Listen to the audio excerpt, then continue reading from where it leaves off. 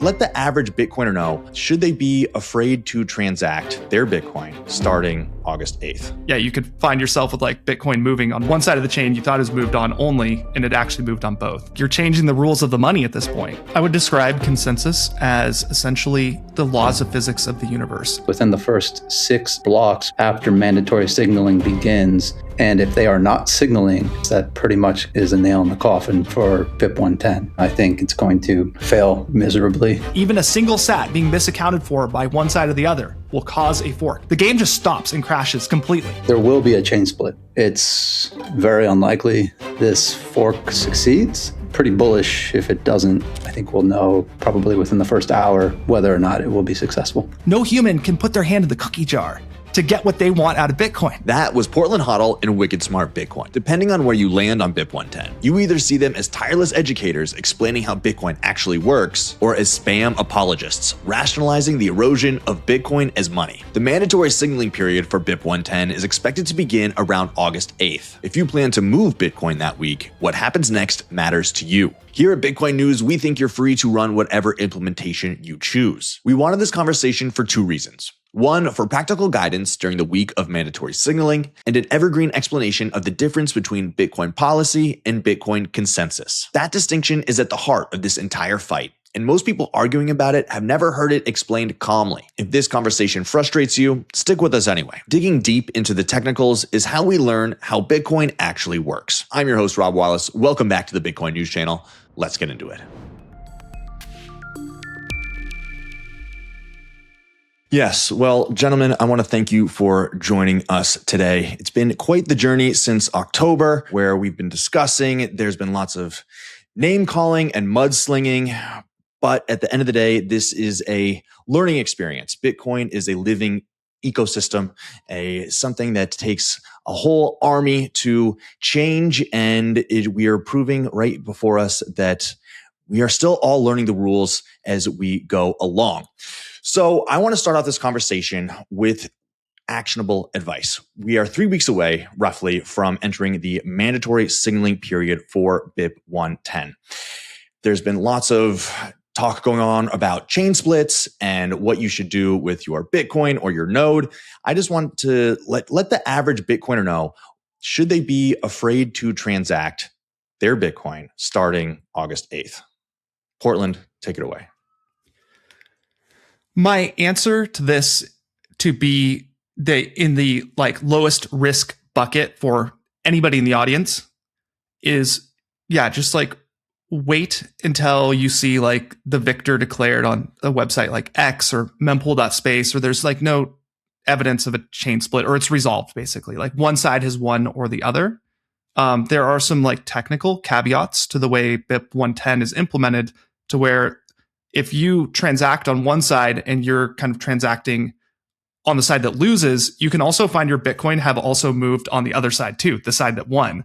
That can be problematic if maybe the service provider you are sending it to or something doesn't support that chain, because then they kind of have to like re-sign a transaction if that input's invalid. It's just, I think it's going to be so swift and so clean. Like basically mandatory signaling is going to happen, and within 6 blocks or so, we'll probably have a very good idea of the winner. At that point, it's probably very safe to transact. But yeah, I mean, like if this goes on and like there's some contention, maybe we got 2 chains running in parallel, 30% hash rate on one side, 70 on the other. Yeah, you could find yourself with like Bitcoin moving on one side of the chain and one side of the chain you thought was moved on only, and it actually moved on both. And so I guess, like, to put it simply, if you can't immediately tell yourself how I would replay protect my UTXOs, then you probably should just like wait like an hour to transact and just hang off. That's my opinion. Wicked, what are your thoughts?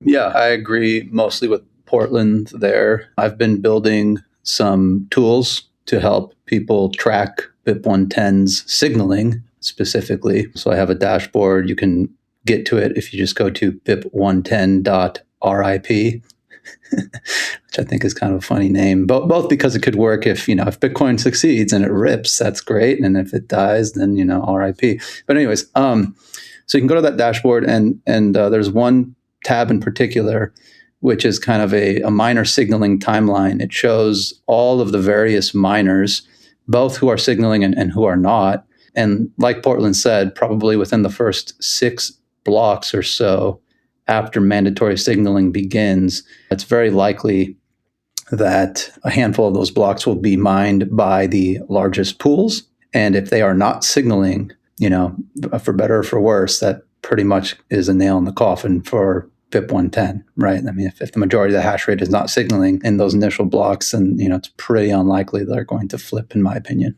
So there's a lot of technical language there, and some viewers might not know what exactly we are talking about. So let's bring it all back to the beginning.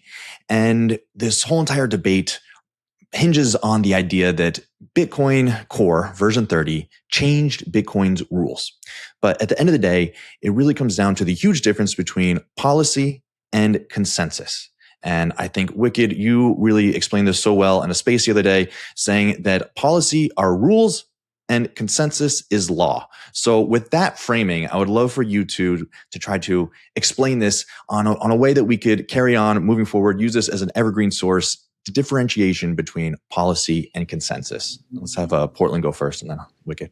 I would describe consensus as essentially like the laws of physics of the universe. It is a rule that applies to all of us, no matter what. If you're boiling water or your car is on the ground, it's being held down by gravity, or heat is making the water boil. Those are just laws.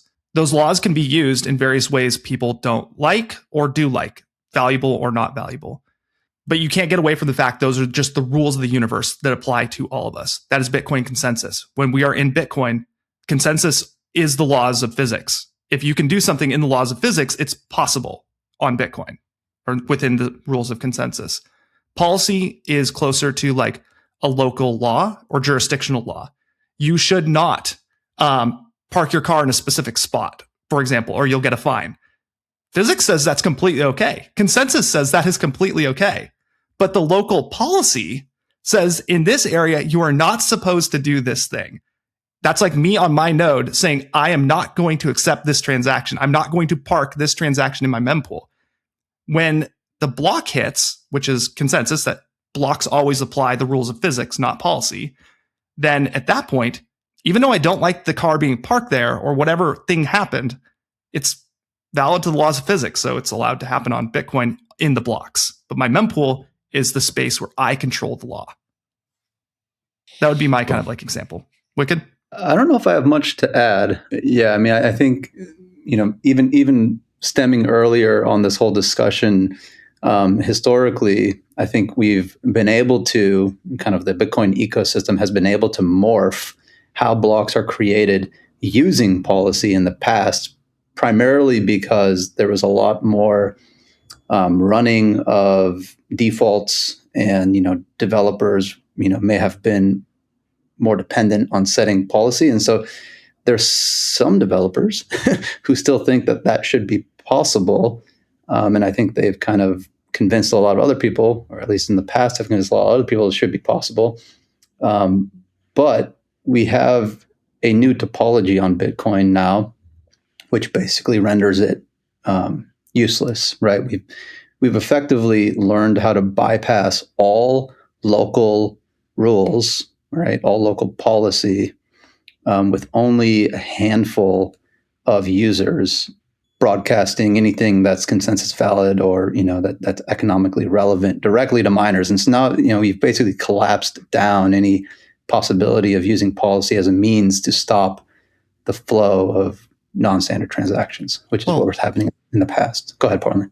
Wicked. I would go back to Allegis in 2013. They actually had a accept non-standard transactions, aka they ran the rules of physics for their pool, right? So they accepted all valid Bitcoin transactions. They didn't have any local policy to kind of like guide this. So this isn't something new per se, but for a very long period of time after Allegis kind of turned off that functionality to mine all transactions that are valid according to physics, now going with the kind of more standard, which every other pool than them ran, which is the local rules or policy, right?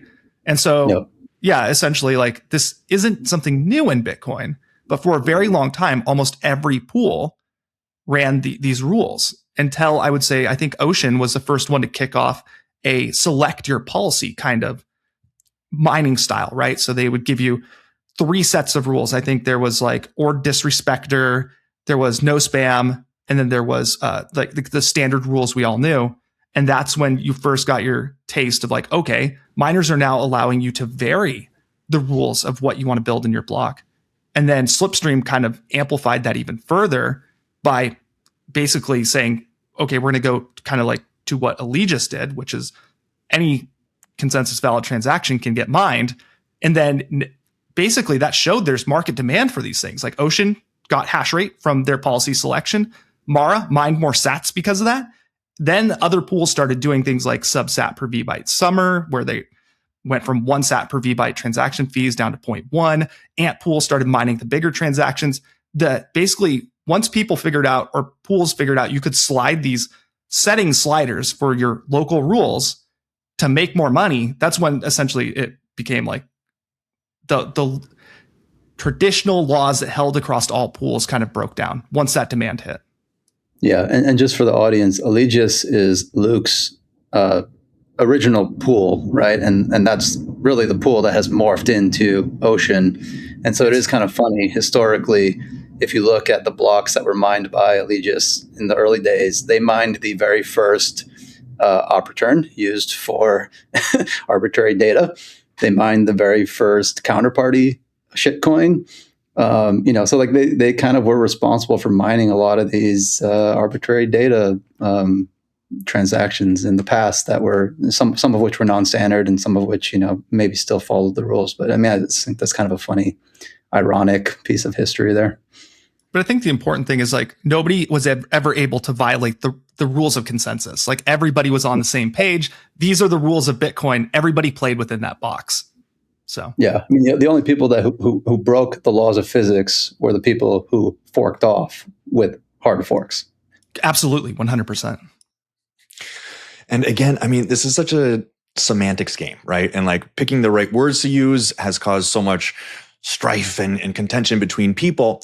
And so when it comes to consensus, let's use laws of physics. I think that's a great framing right there. And when it comes to policy, let's use rules, because we think of rules, we think of school. You can break the rules at school, but you can still attend the school and you'll be fine. And you won't be breaking the laws of physics if you break the rules at school. So the rules at school that were changed was the mempool policy by core in version 30, right? So let's go back to there because that's what started this whole entire controversy. Let's explain it simply as the rules were changed. With that framing, how would you explain it? The rules were changed in essentially like a way where you had a specific, very restrictive thing, like using, I'm just going to do this off the top of my head, like a school. You can only like have like 1 bathroom pass a day, right? That was like the previous op return limit. You could only use 80 bytes. And okay, so great. You can use the bathroom once a day. That is a rule. Technically, that doesn't restrict you from going to the bathroom according to physics, but it's just the rule. You shouldn't do it according to the policy. But then essentially they said, as of, I think, core version 30, which is where the op return limit was lifted, the number of bathroom passes is now unlimited. Right? Essentially, you can, it's now the laws of physics, essentially. You can, if you need to go, you can leave. So that's essentially like my super simple version of saying it. They loosened a rule and just changed that. That rule has a very long history in Bitcoin, though, from the original discussions of how much data you are able to put in by default according to the rules. And so from, I think, 42 to 83 bytes, a little back and forth there, but that rule is held since 2006. No, it's 2014 Wicked. Sorry, I don't know this off the top of my head. Yeah, I believe that's correct. So a little bit over a decade. I don't know if you want to talk about like what led up to the rule change. And I think that maybe is a little bit more ambiguous because, there's kind of these stated reasons. And then I think things have filled in, right? The gaps of reasoning have filled in over time. But I think there's still a lot of, maybe even a lot of ambiguity as to what is true and what are the real reasons. I don't know if you want to get into that because it's probably important. Please take it away. Okay. So my understanding, and Portland, correct me if I'm wrong, or even Rob, if I say anything that you think is wrong. My understanding is core devs were at a conference, and Citria gave a presentation where they basically presented a white paper saying they were going to use fake pub keys, right, for a similar to like a justice transaction in Lightning for that type of transaction, as opposed to what maybe would have been preferable is just using a large op return. And the reason why they weren't using a large op return is because it would have been non-standard, and it wouldn't have been as easily propagated across the network. And just like a Lightning justice transaction for these types of second layers, you want these transactions to be widely visible across the network. So they're just going to pick whatever is standard among most nodes, right? And fake pub keys are standard, so they just went with that design choice. Fake pub keys are bad, by the way, because they add permanent bloat to the UTXO set. So when you create a fake pub key, you can never spend it again. So it's permanently there in the UTXO set. So anyways, core dev saw this and they said, well, that's a bad incentive. We ought to start discussing this and seeing if we can better align that incentive. And I think that's what kicked off the initial conversation. And if you go into the dev mailing list where that conversation happened, Portland, I believe you were in that thread. So correct me if I'm wrong here again, but yeah, maybe you don't even remember. But I think that's where you started getting all these ideas about like, okay, compact block relay, fee estimation, the fairness to miners who, may not be customizing their templates, right? So they're not getting these larger op returns if they were to start propagating. And so you get all these other reasons for why, maybe it's a good idea to loosen that policy. In that thread, you reach rough technical consensus. So most of kind of the technical talking heads agreed, okay, there's a lot of misincentives here, or malincentives rather. And then good enough reasoning why, we should just lift that limit. And to be fair, there were some voices of dissent, like Luke and Chris Guida, and maybe a couple of other kind of more technical people on the other side. But the majority were in favor. So then the PR got pulled up, right? It was an older PR, was a number of years old, written by Peter Todd, that got rid of the limit. And then that's when kind of the spark started flying, right? And the rest is history maybe from there. I don't know if you have anything to add, Portland. I don't have much to add. But yeah, the main thing is that most of the technical aspects have been thoroughly discussed and well understood since the very first mailing list post, even before the GitHub PR got reopened by Peter Todd. So, and bringing it back to the analogy, this rule change to uncap op return is within the laws of physics for Bitcoin, right? And there were people who could get around this rule anyway. So, I created one of those services, Slipstream. Bitcoin Core had the rule, and within their school per se, which is the thing they can control. That's all. It's like at Mara, I think there's a way you can make more sats by loosening these rules and having people pay to put these transactions into the time chain, right? And so fork Core, and then you can just change your rules. That's, I think, the coolest part about this entire thing is that those rules were only for Bitcoin Core. Bitcoin Knots has different rules. Libra Bitcoin, different rules. Every individual piece of software that isn't Bitcoin Core can have a different set of rules. But yes. And so that leaves us at the point where BIP-110 comes up, right? So now we have people reacting against this rule change, and talk to us about the 7 points of BIP-110 and whether you think they are positive or negative and where they land. It's 8 now, by the way. We uncovered a new one. Portland, go ahead. You can take this one because I'm not as privy to those rules, to be honest. Or those laws, rather, I should say. I have them right in front of me. I pulled them up because I knew they'd be discussed. So new output script pub keys exceeding 34 bytes. This is a more technical section. I'll try to be concise and quick here. The first rule essentially says you can only have the outputs of transactions be 34 bytes or under unless it's op return, which is up to the Bitcoin Core's previous standard of 83 bytes. This is now no longer a rule of physics where you can have up to the block size. They're cutting this down per se, and so that rule is, I think, incredibly restrictive. Like basically, like multi-sigs, you can have issues with those. It's a very short. There's not a lot of room to express in script what to do. How many apps does it take to manage your Bitcoin? One to buy, one to send, one for Lightning, and another for loans. That's a lot of friction. Well, now there's Rhino. Listen to the end, and I'll tell you how they'll set you up with $10 of free Bitcoin. Rhino is a next-generation Bitcoin app that makes living on Bitcoin easy. At Rhino, you can buy Bitcoin with 0 fees. Get a Bitcoin-backed loan right in the app. Move cash globally over Bitcoin rails fast and easy. Automate your stacking with a DCA plan, so your stack is growing, whether the market is up, down, or you're touching grass. And it doesn't stop there. Bill pay, debit and credit cards, as well as retirement accounts are all coming soon. At Rhino, your Bitcoin is never rehypothecated. Security comes first, with biometric verification, 24/7 fraud protection, and the ability to move your Bitcoin to self-custody whenever you're ready. Click the link below in the description and download Rhino for iOS or Android. Use code Bitcoin News and Rhino will drop you $10 of free Bitcoin right into your wallet to start you on your stacking journey. Get the most Bitcoin for your dollar with Rhino. There's not a lot of room to express in script what to do. Op push data payloads and script argument witness items exceeding 256 bytes are invalid. I think that one's like not terrible. Technically, like that shouldn't be violated too often. Spending undefined witness or tap leaf versions. That one is basically like new versions of SEGWIT. That one, it's not too bad. Most people don't do that. And the only people that do it are like, for example, I forget which meta protocol, but they use it to get a few extra bytes in there. You can get up to, I think, 42. So that rule is fine.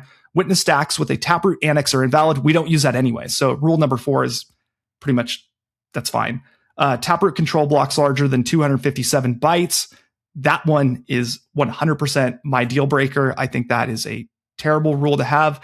This was created for a single use case that was created by one person in Bitcoin, the Libitbooz, which put basically no data on chain, but it completely like, you can't have a lot of tap leaves, which kind of breaks some things in miniscript. You have 127 conditions. This is incredibly restrictive. And I think even like some use cases, for example, like let's say I'm working with a multi-sig and a time lock. By default in Rust, that multi-sig will compile to use potentially more than the number of leaves that would fill up the space. So that would break that use case. Op success, opcodes, number 6. That one, we don't use those anyways. That's probably pretty okay. And then the last one, like second biggest deal breaker to me, is op if, not if, being removed from the rules of physics in Taproot. That also breaks a lot of these like mini script constructions for multi-sigs and time locks and kind of combining. You're constricting the space of which you can create transactions by a lot to get very little benefit with some of these changes. So. And then Portland, what about the pay to anchor one that was discovered a few days ago? Do you know much about that? I don't know a whole lot about that, but okay. Basically, it enforces the witness stack item to be empty on a P2A output. I have not thought deeply about like why that has an effect on consensus versus what we have today. Like, how would I even get an empty P2A output? But I think that's beyond the scope of like technically for what the audience is listening to. So, but yeah, if you know more, please go. No, I do not. Okay. Apparently there's an 8th rule that is more restrictive that wasn't disclosed in the BIP. So. And one of the reasons why I think Bitcoiners love Bitcoin is because it's supposed to be this immutable ledger, extremely hard to change and thus set in stone. And from the very beginning, as Satoshi said it, and going on for the rest of time, right? Well, this is a consensus change, right? A laws of physics change that BIP-110 is proposing in response to a rules at school change that Core did. correct? Yeah, 100%. It's basically like saying that we don't like we're gonna remove the boiling temp of water or something like that. It's like you're changing the rules of the money at this point. So yeah, 100%. This is a rule. Consensus is imposed upon all other participants. So that is not just your node. That's all other nodes. Yeah, and to be fair, I mean, so it's not that you can never change the laws of physics in Bitcoin, right? We make consensus changes periodically, albeit like fewer changes now than we did in the past, right? The last one we did was Taproot, which was like 5 years ago, and then prior to that, SEGWIT, a couple of years, 2 or 3 years prior. So it happens infrequently and even less frequent today.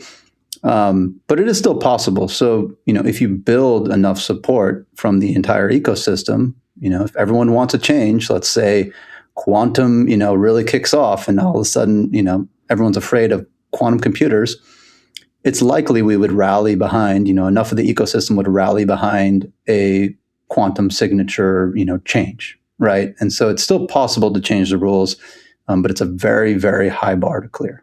Can I maybe give a little bit of an analogy here? The consensus from your node is just like your ability to impose your will on others. And what I mean by that is if my consensus today is just Bitcoin's rules, I want to impose that will on others that they all follow these rules. Do you agree with the rules we have today in Bitcoin Wicked? Yes, I do. Rob, do you agree with the rules we have in Bitcoin today? Yes. Great. I'm now going to impose my will. We will all follow these rules. Cool. We have consensus. That's amazing, right? Okay. Now, where it gets a little bit trickier is like, what if I say I want this new rule? Like, I think that Bitcoin should have 42 million coins, for example. Now I try to impose that will on you guys.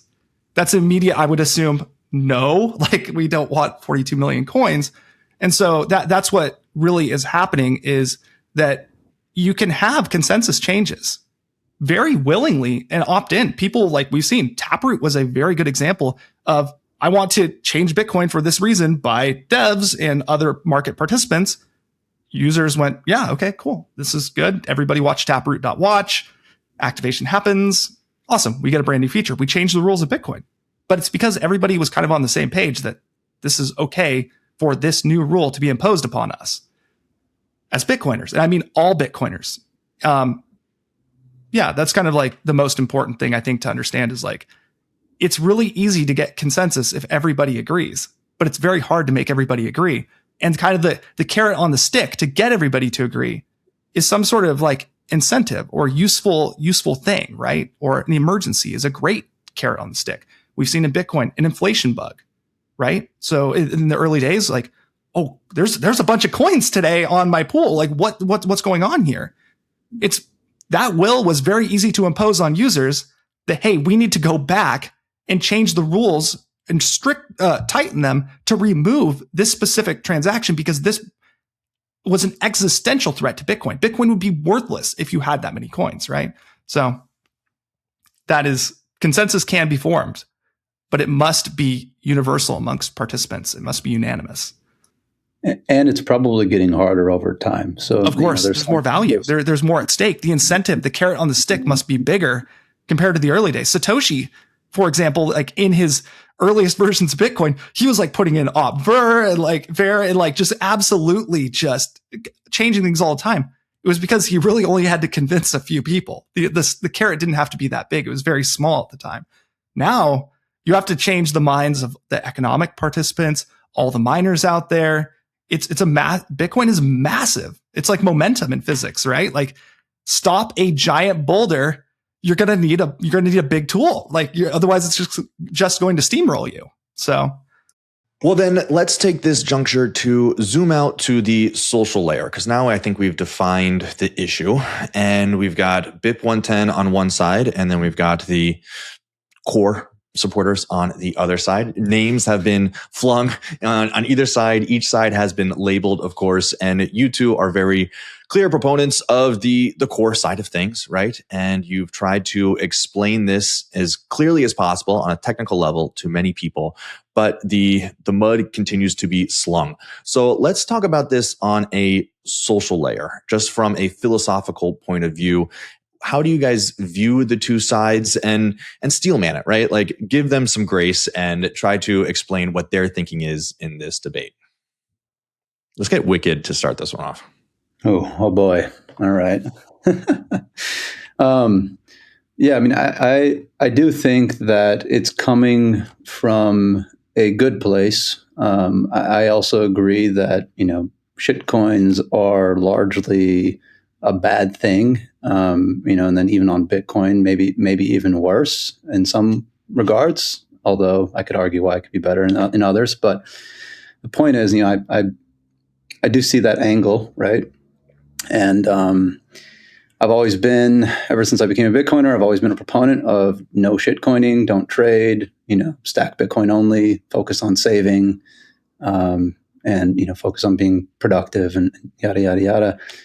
So I get that angle. And I think when you are so laser focused on trying to stop spam at all costs, you may not fully think through the ways in which you're proposing you would do it, right? And then on top of that, it's even being admitted now that it's not even going to work. So like, sometimes I don't fully understand that aspect of it, and I think there's been a lot of misinformation around, like Core's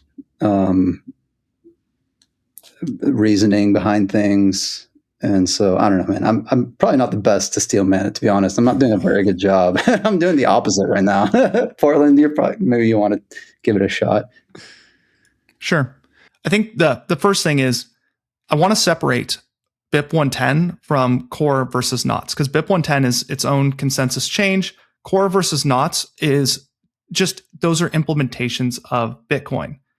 I don't necessarily like everything Core has done, and I definitely don't like everything that Knots has done. I think it's literally like kind of choose your implementation.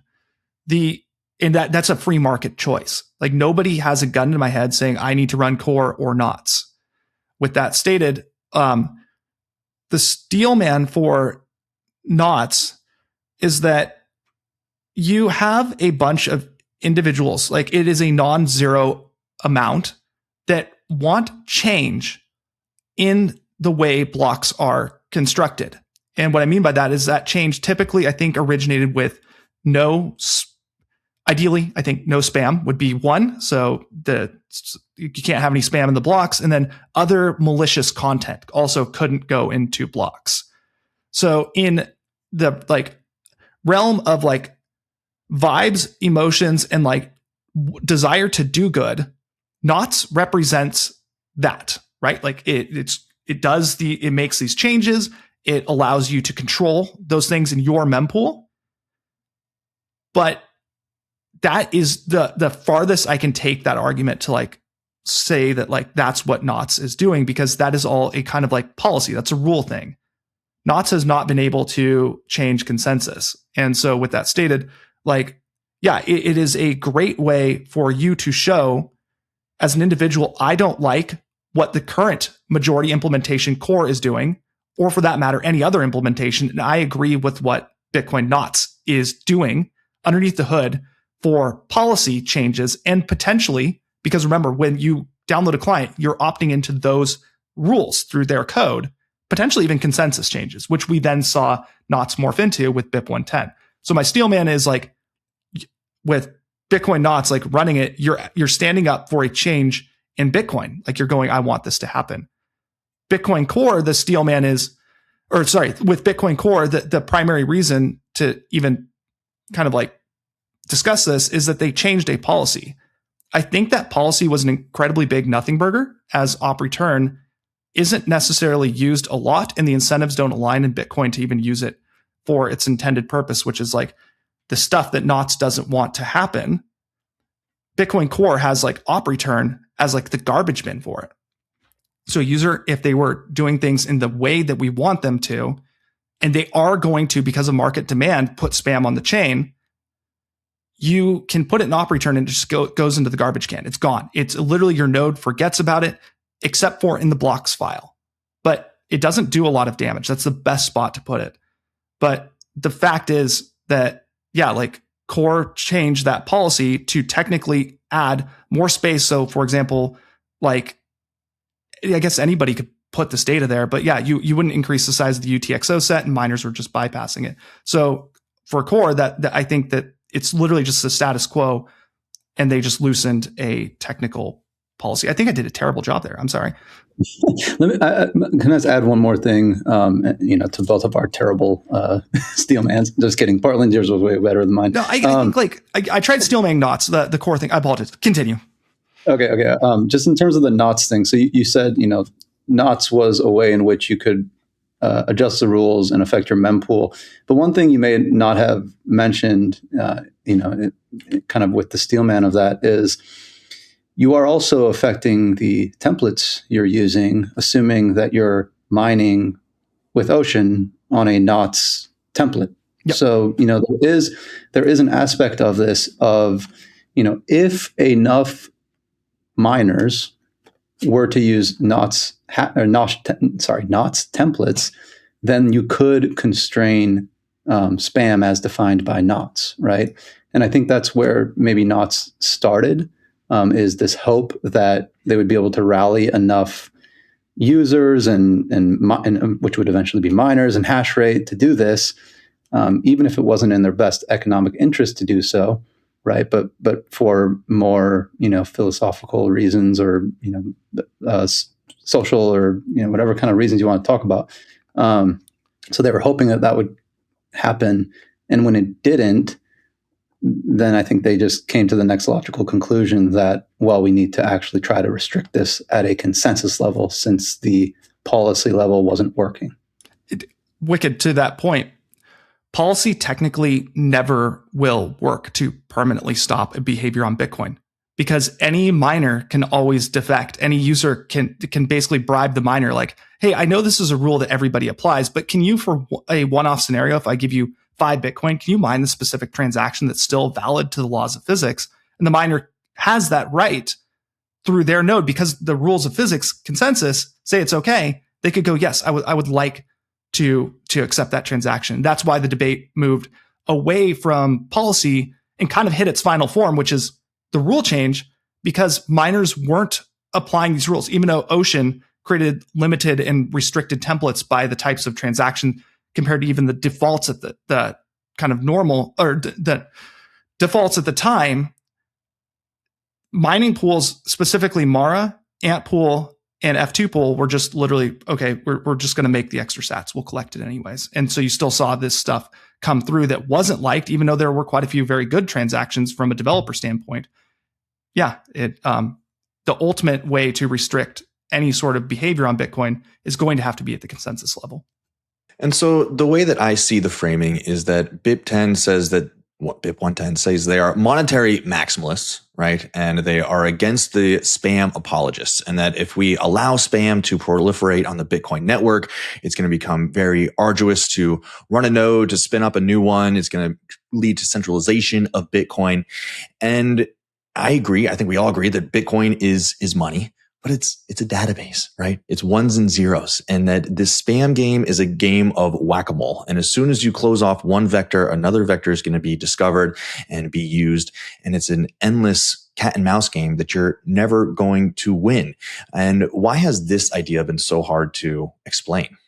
So maybe I can take this. I think the reason why is because they have a belief that if BIP-110 were to succeed, even if it doesn't stop the spam, right, and even if it only makes it marginally more expensive, I think the new proposals to kind of get around or bypass the BIP-110 proposals add 0.5 or 1% more in fee to the spam. So it's marginally effective there.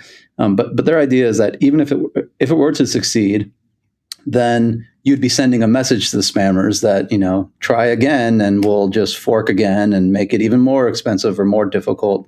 And so in their minds, they hope that the message is louder than the actual update technically, right? And they want to be sending a message rather than, proposing a change that would actually stop the spam, which, by the way, isn't possible as far as we know.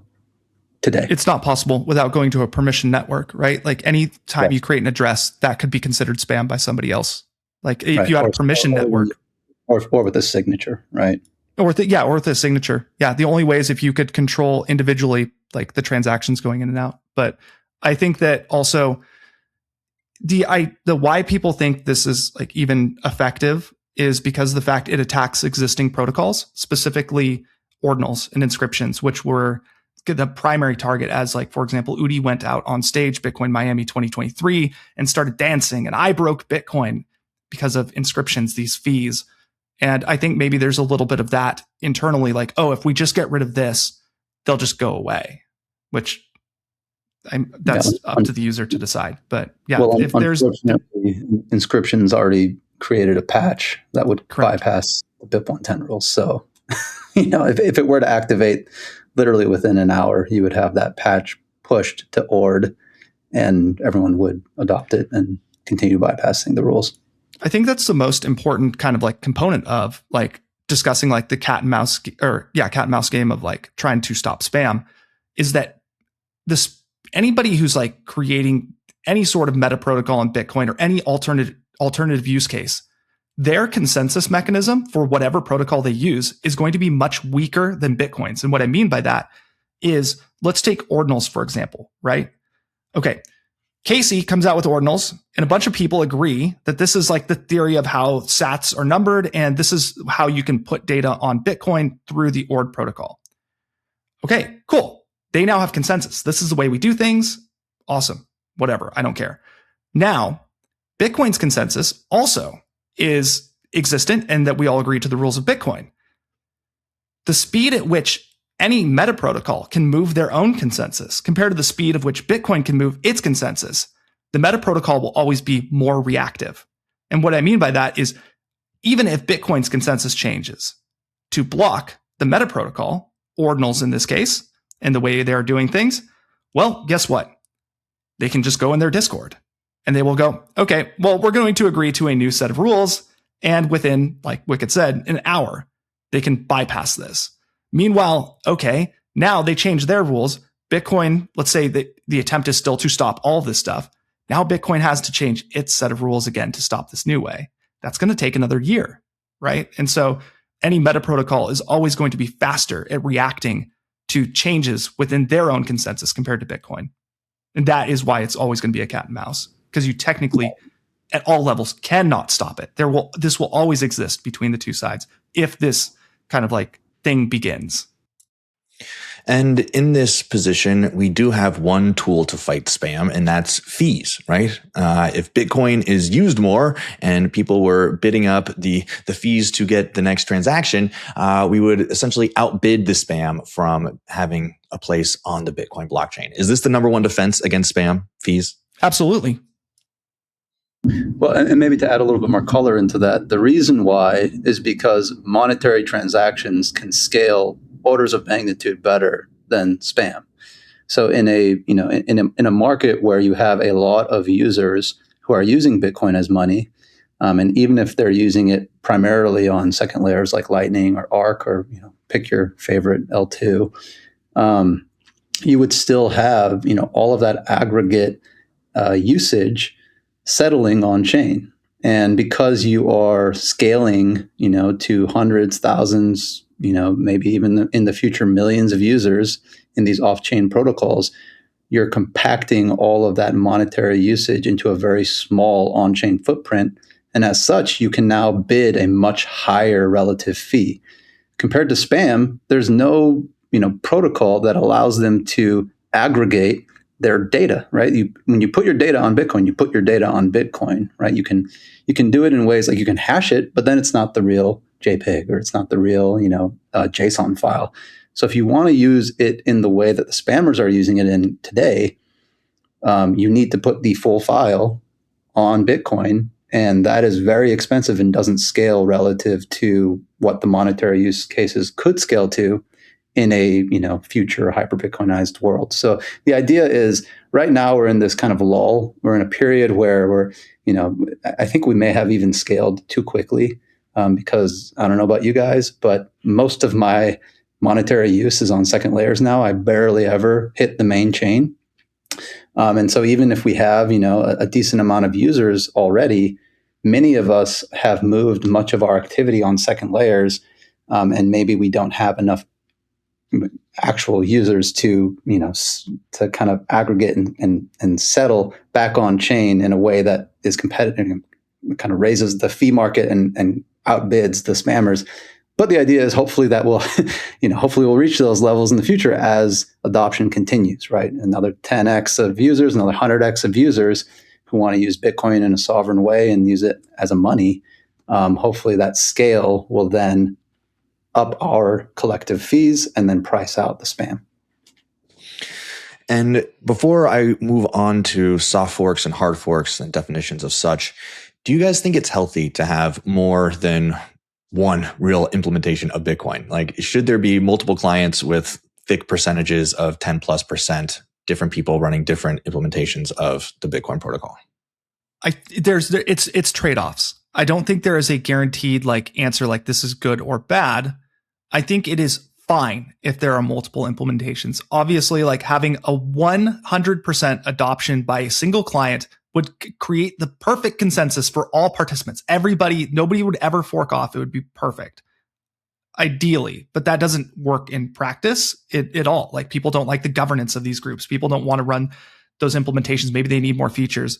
Having multiple implementations doesn't hurt Bitcoin at all, though. It doesn't. I don't think it doesn't add a lot of negative value, but it does increase the risk of a chain split, though, right? Because when we're all agreeing to the rules of physics, everybody must agree and exactly and precisely. Even a single sat being misaccounted for by one side or the other will cause a fork. It will split. And so that's the risk you run when you run multiple implementations at high percentages is, for example, let's say I come up with Portland Core, right?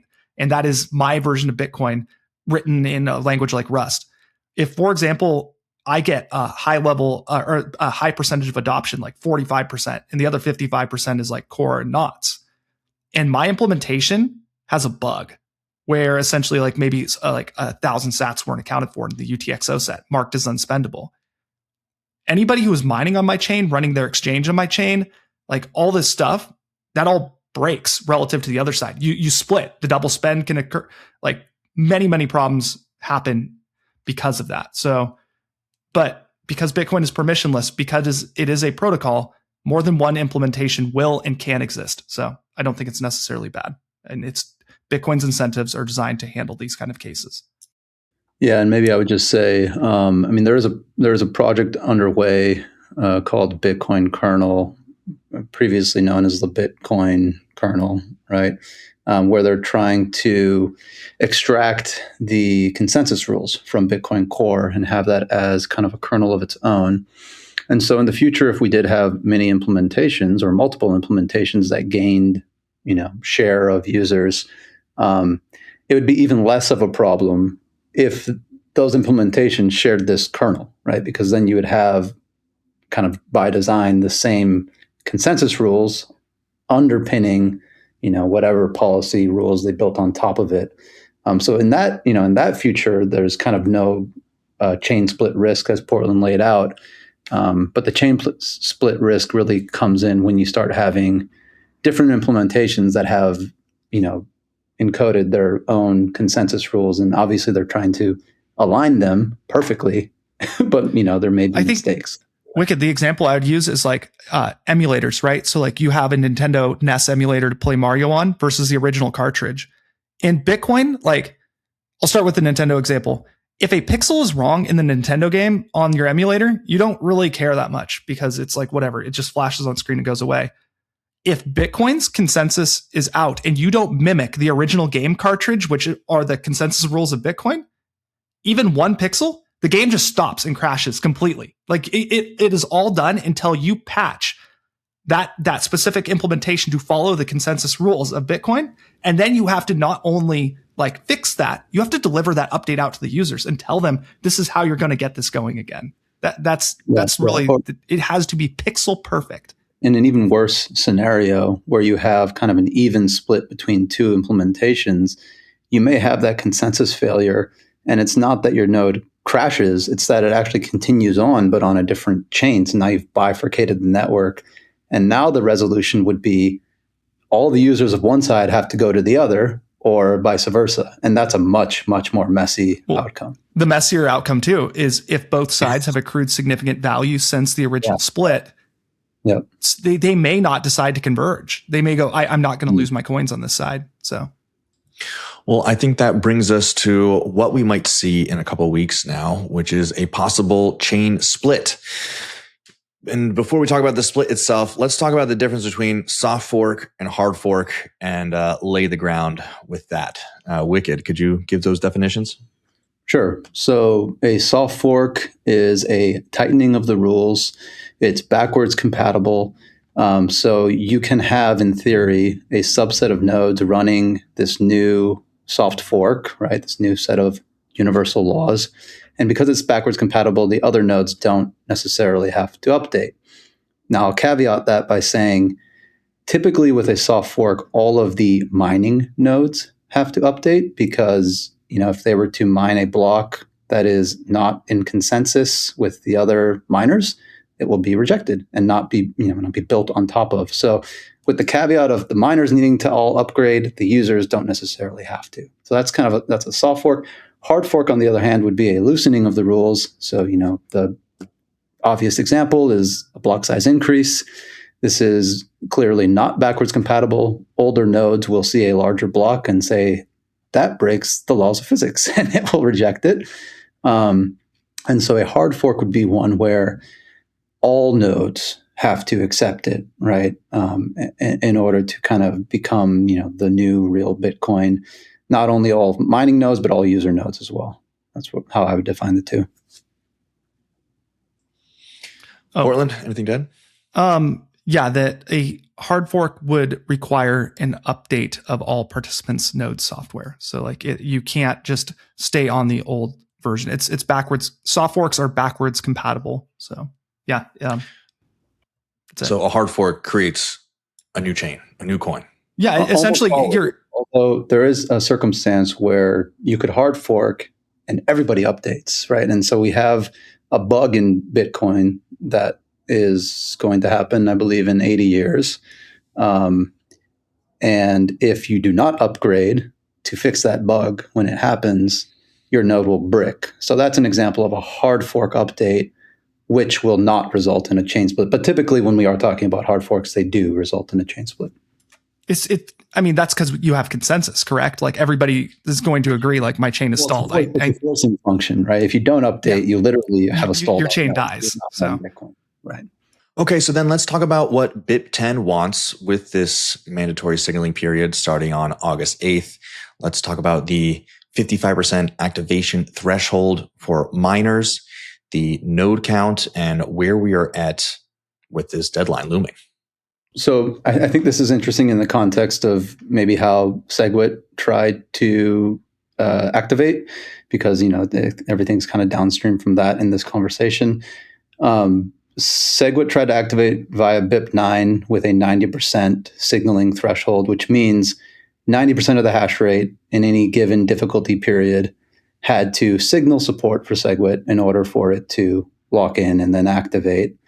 Because that threshold was not met for a long time, and a lot of the ecosystem wanted SEGWIT, they then proposed a UASF BIP-148, which defined a flag day, which was August 1st of 2017. And the idea was, okay, at this flag day, if you are not signaling, then we are going to reject your blocks.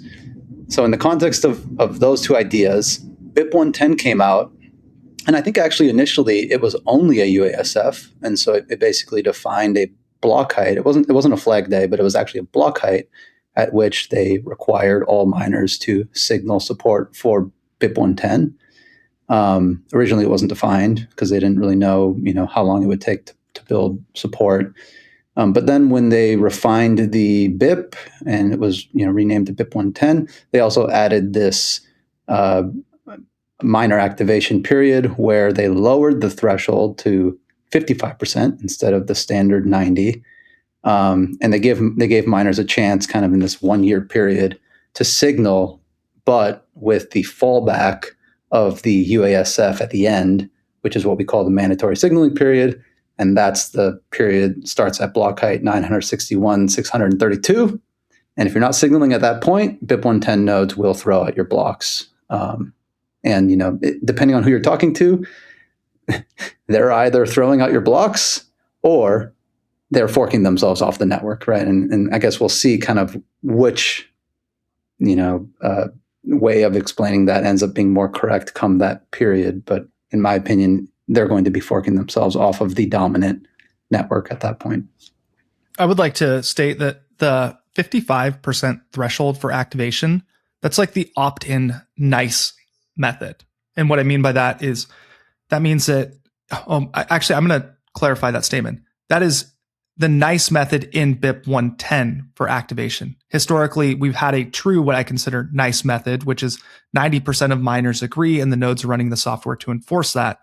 But yeah, the 55% threshold is if by this specific date, anybody or enough participants that have hash rate can come together to flip this bit and say, hey, we're going to enforce it. We're going to they'll activate the rules kind of early on these nodes. And if that doesn't happen, you get into the like my way or the highway, the UASF, where you're basically saying, I don't care about the percent that are signaling in blocks, and we're going to enforce the rules anyways. I think that's the important difference is like there's kind of like the happy-ish path, and then there's I think in this case, it's going to be quite a nasty path because I don't think there's going to be a lot of hash rate that is going to apply these rules to these blocks. So they're going to be discarding a lot of blocks because they're going to be enforcing this new set of rules in physics. And then, a lot of miners aren't going to apply that. And so to their node, it looks like these blocks don't conform and they're going to just be discarding block after block after block. But those blocks that are discarded on the 110 nodes, those are still added to the chain that we have today, right? So that's my opinion, is that the current chain will continue with all these blocks, and then the 110 nodes very likely will have a very slow moving or stalled chain. Maybe just to comment real quick on the 55%. So this is one aspect of BIP-110 that a lot of people have problems with, and it might be just fair to mention why. You have this miner activated soft fork threshold, typically very high, because you want there to be as little disruption to the network as possible when you activate a soft fork, right? And so you want miners to coordinate and to all kind of be on the same page when they activate a soft fork. And by the way, for a soft fork like this one, it is especially important to have a high threshold because it is restricting the ways in which people can spend Bitcoin. And by and large, there's lots of users who are breaking these rules. So if you don't have a high threshold of agreement amongst the miners, the first block after enforcement will have those rules broken, guaranteed. Yeah, there will be a chain split, and so it's almost it's almost comically low because you're guaranteeing a chain split if it is a miner activated soft fork. Now, whether or not it would resolve after the fact, I think the argument maybe to steelman it is if we reach 55%, it will very quickly collapse to 100% because, the miners who have signaled will be reorging the ones who don't, and they will be punished and therefore, signal very quickly, right? And hopefully won't lose very much Bitcoin in the period that they aren't signaling. But that's kind of the point, right? You are attacking the miners who may not be ready or who it wasn't even on their radar. You're giving an opportunity to miners, to coordinate and attack one another, which you don't really want to do. Like you want the network to be cohesive and to not have a lot of disruption. When you cause disruption in Bitcoin, it's not good for Bitcoin, right? It's not good for the users. It's not good for the miners. It may not be good for the price, right? I mean, there's all sorts of things downstream from the disruption that could be bad for Bitcoin. So having that low of a threshold, I think, was a bad decision on their part. That's a very hostile threshold by nature. Like the reason 55%, like why was that number chosen?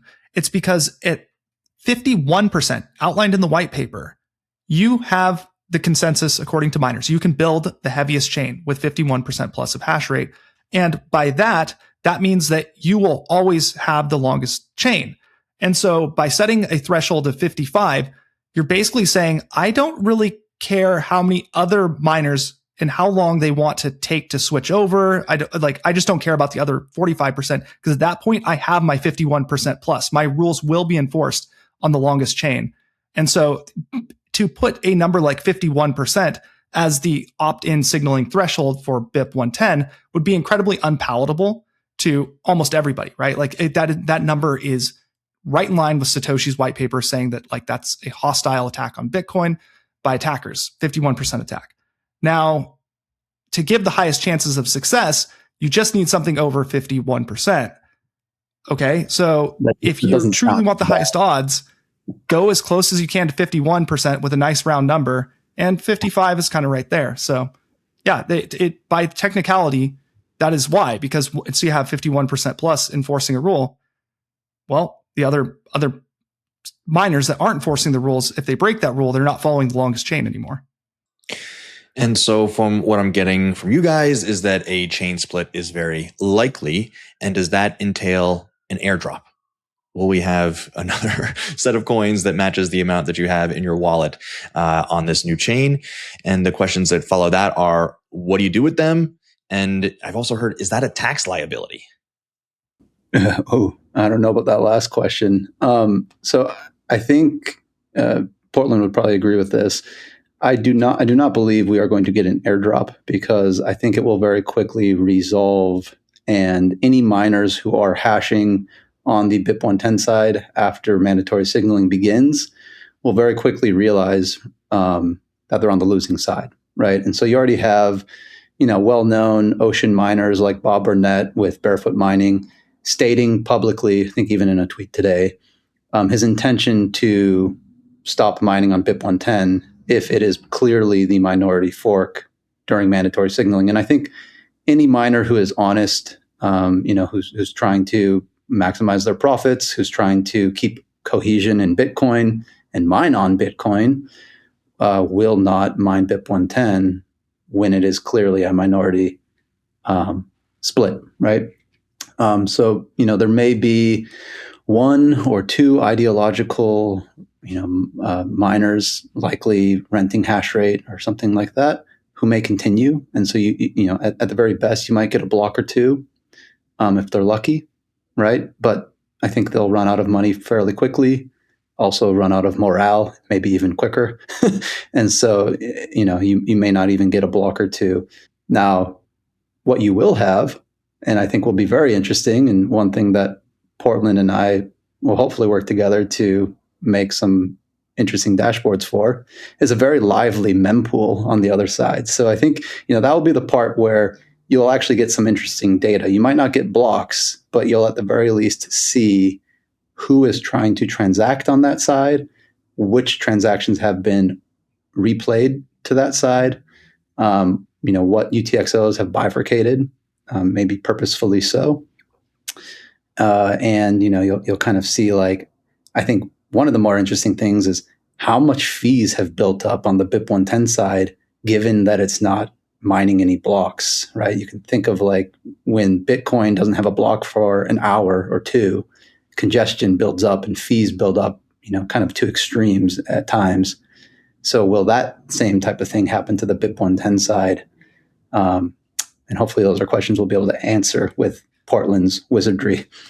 Well, Wicked, the point about like the mempool building up because the blocks aren't being mined, at some point, if no additional blocks are being mined, that number can go, depending on how many people even want to bother to sign transactions on the 110 side, that number can go essentially up to 21 million, right? Or 20 million right now because the number of coins, if everybody just puts like an RBF on that, on the final block that's in the mempool, because no other further block will be created. I guess actually I take that back, the number of UTXOs, but regardless, the number can be insanely high. Yeah, the- I think, well, I guess if we're just being technical here, I believe the UTXOs will bifurcate much earlier than that. And so there will be kind of a cap on how much fees could build up. Plus, I don't think there's going to be very many people who are purposefully splitting their UTXOs Yep. and then spending a large portion on the BIP-110 side to try to confirm them, because there's no economic incentive to try to sell the BIP-110 coins if it's a dead chain. And maybe the only incentive would be for spammers who are purposefully just spending all of their BIP-110 tokens to try to spam that chain out of, for kicks and giggles. I mean, that's the only scenario I can think of.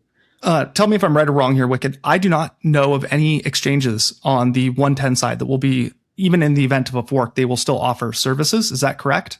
Is there anywhere to even dump my 110 coins for Bitcoin?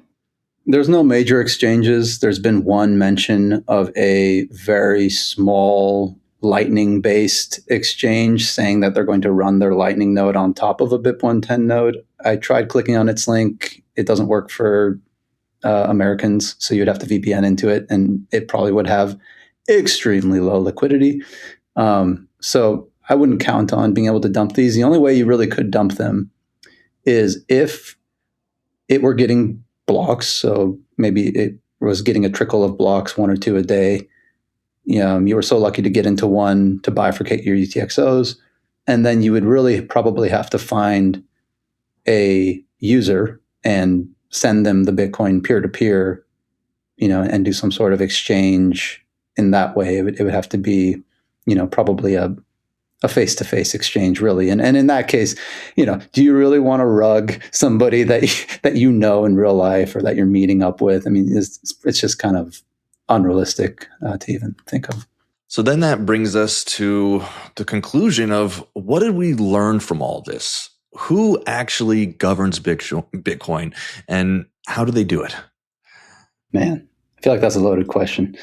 The free markets govern Bitcoin, pure and simple.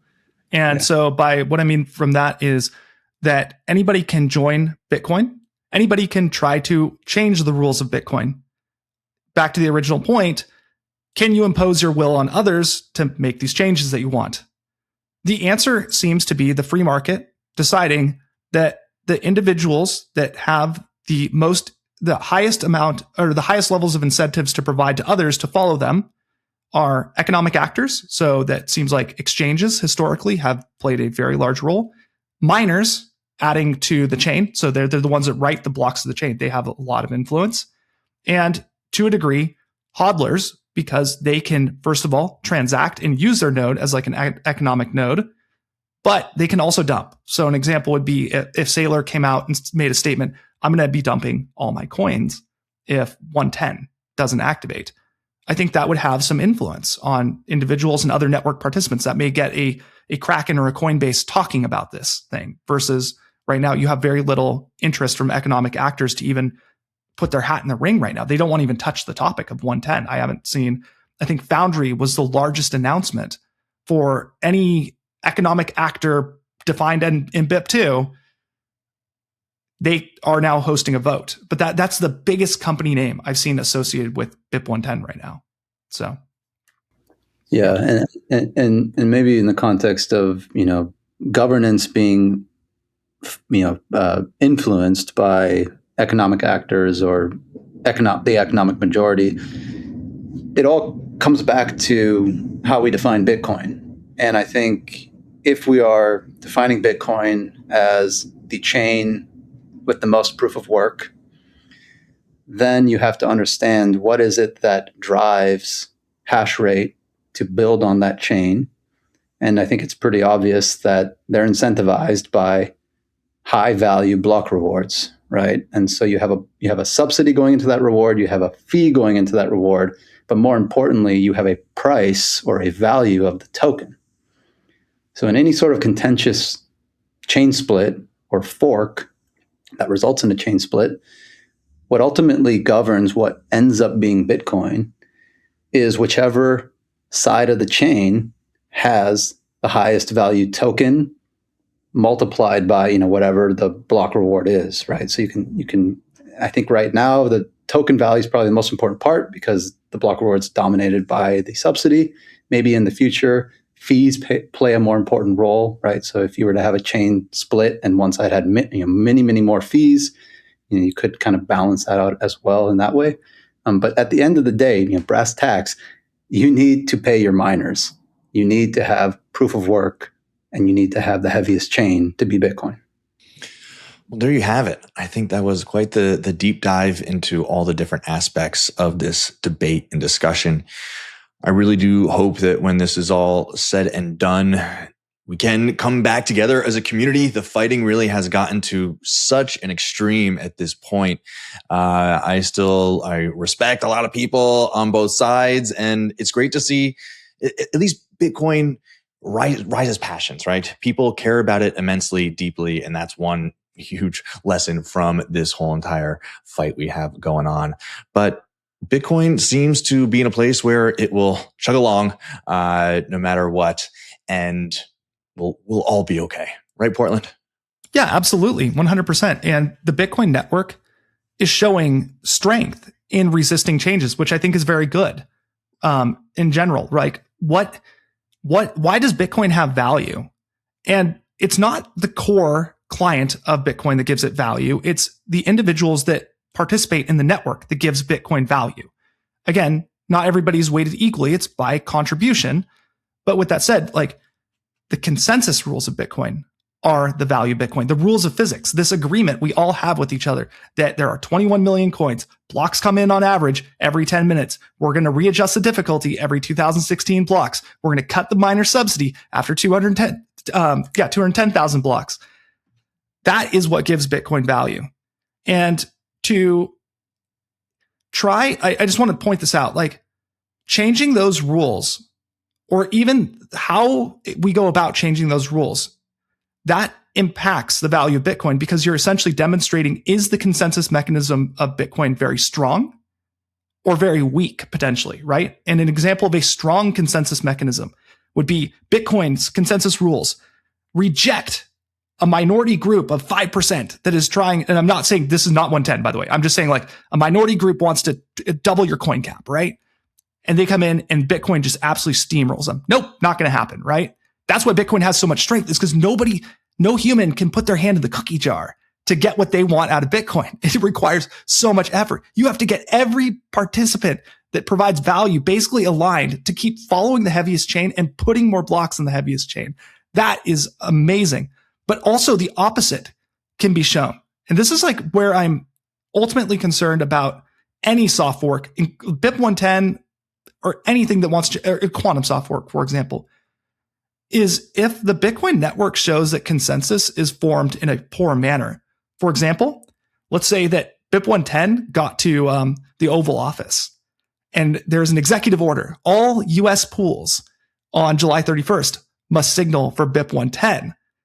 And then we get a rule change in Bitcoin because there was more than 55% of that hash rate that was following that. That to me would show that, oh, wow, there's more jurisdictional risk to Bitcoin's consensus mechanism than I expected, because something that had no consensus before, because of it, like an executive order, now has consensus. So it is a give or take. And that's what gives your Bitcoin value, is the fact we have these rules.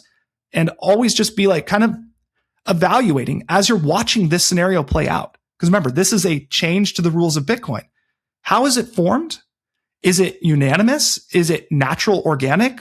Is it being attacked? Like, just kind of like critically think about, like, what is actually happening to your money during this event? My answer to that today would be, simply put, I don't think there is any meaningful change that's going to happen. I don't believe that BIP-110 is going to activate. BIP-110 right now is a minority of hash rate nodes. But still, like, if it does activate, I'm going to have to reflect.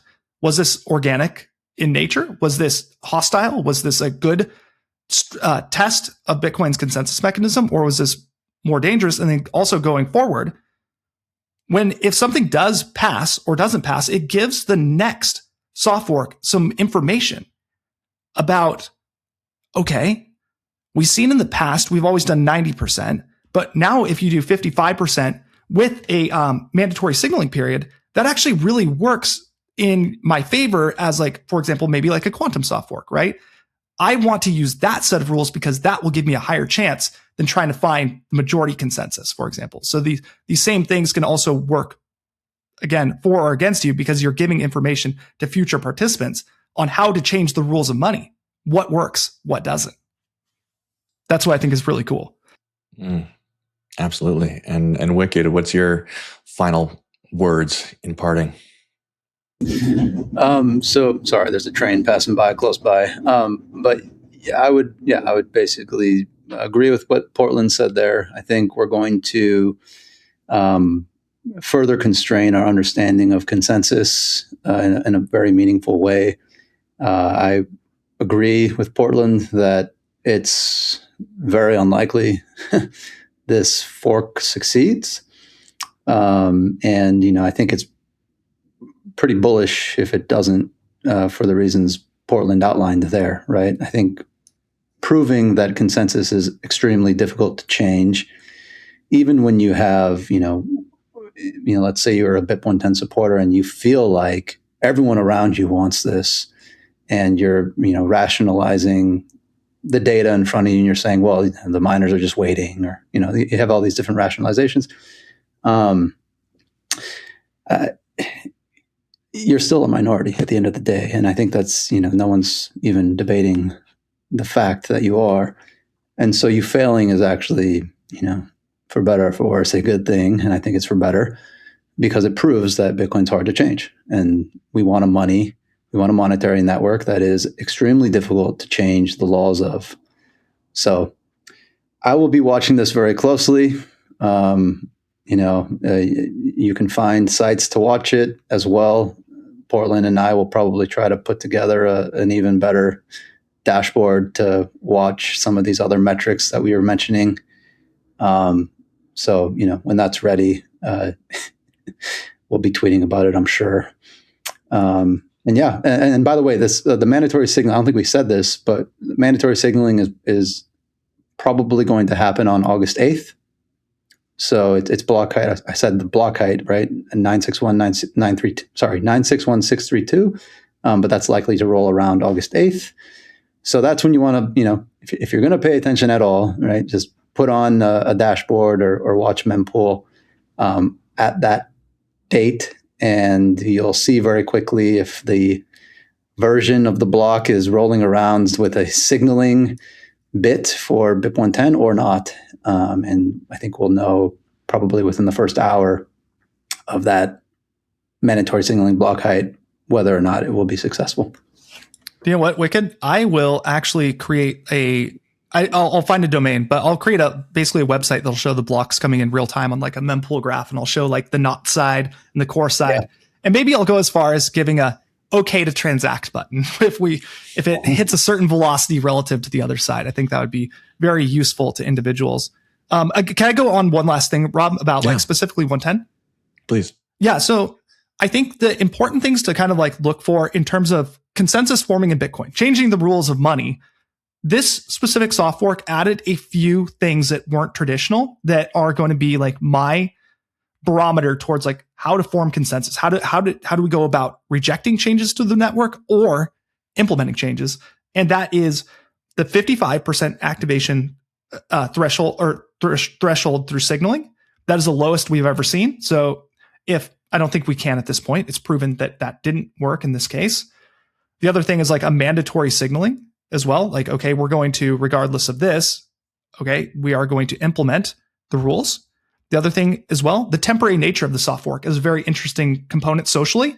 Like in the same way that Amazon will give you a trial to say, okay, you can try it. There's a lower barrier to entry. There's a lower cost to implementing this thing. This is the first soft fork that I think I remember where they have the creator has gone, I would like to make this temporary, which kind of gives like a social, like an easing of sorts, right? So if it doesn't work or there's any problems, guess what? It just goes away after a year. We didn't like it. We don't have to do anything with it going forward. I think that is a very interesting one for future soft forks. Like I could see a quantum soft fork. Let's just try the signature algorithm for a quarter or a year or something like that. And then the last component kind of watch for is a broader social layer thing. And that is kind of like, in general, I feel this is very like subjective, but a lot of the debate didn't escape X very well. So most of the 110 debate comes from a very centralized source. People are finding their information from X, Twitter Spaces, posts, etc. And to be able to kind of like coordinate a consensus change through a platform like X potentially, and given the state earlier I mentioned, like a minority, that is a very interesting thing to watch. Is like, could that be used in the future to like, okay, like run a social media campaign or whatnot, a form might change, get enough engagement between community members, arguing counts as engagement, and then you can actually get enough momentum to get enough attention on your BIP or your change to get it to the eyes of economic actors or people who have influence on consensus to get activated. I think that those are the kind of the points I'm very excited to look at and to see if like what works and what doesn't for this change and all future changes. Well, there you have it, folks. Hopefully this conversation opened your eyes up to something new, gave you further depth knowledge of what we actually have going on here with the BIP-110 debate and what is going to happen moving forward. Gentlemen, please point people to your sites, your projects, where to follow you on social media. Portland, go first. X.com/Portland, Portland, Hodl. That's pretty much it. You will get the best Bitcoin alpha for beginners all the way up to developing your own client implementation. Nice. And Wicked. I don't know if I can beat that. Well, I'm also on X primarily. So W_S_Bitcoin. That stands for Wicked Smart Bitcoin, which is also my website where I host some of my Bitcoin dashboards. That's kind of what I'm more known for is building these visualizations. So wickedsmartbitcoin.com if you want to check some of those out. Some of the best visualizations in the game. This man has They are. So many great charts and graphs that we love to share over at Bitcoin News. All right, everybody, thank you so much for tuning in. We will be keeping a close eye as to how this situation develops. Until next time, bye-bye. Thank you so much for making it all the way to the end. Hopefully this conversation helped clear up some of the misconceptions you might have had between policy and consensus and gave you a deeper look into how Bitcoin actually works. If you want to dive deeper into different subjects such as the power law, momentum, and where Bitcoin is going in terms of price moving forward, be sure to check out the conversation we just had with Sina, one of the best analysts in all of Bitcoin and the guy who called out a muted top back in October 2025 and has had some of the most clear and poignant analysis throughout this whole entire bear market. You're not going to want to miss what he has to say. Check it out.